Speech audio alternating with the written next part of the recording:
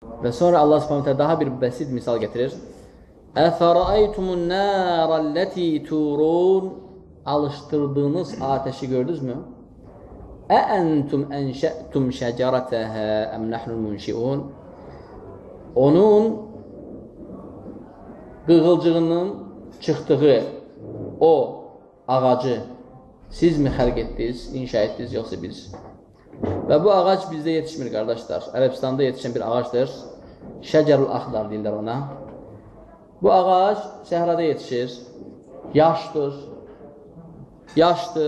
yaşıldır.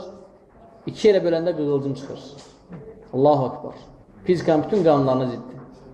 Yaşdır, yaşıldır, üstəlik səhrada və onu sındırmaqla qığılcım çıxardır, ateş çıxardır. Yanıcı bir əşyanın yanında olmaqla o şey yandırır. Pambıq olsun, misal üçün, yun olsun. Həmin ağacı iki yerə böl, yaşıldır, özü də yaşdır. Qığılcım çıxır və yandırır. Allah Subhanahu Teala bunu bir neçə yerdə misal gətirir. Yasin surəsində, Əl-Vaqiyə surəsində. Və bu Allah Subhanahu Teala'nın açıq ayətlərindən biridir. Və buyurur ki, Rəbbim Cəllə Sübhanə Əəntum ənşə'tum şəcərətəhə, o ağacı siz mi icad elədiniz?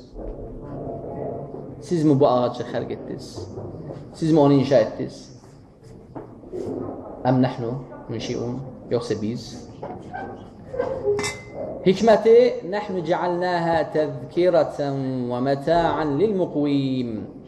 Biz onu həqiqi ateşi, cəhənnəm ateşini xatırladasınız deyə xəlq etdik. Və bir də sizin mənfəətiniz üçün. Və bir də sizin mənfəətiniz üçün. Biz ateşdən mənfəət qazanırıq.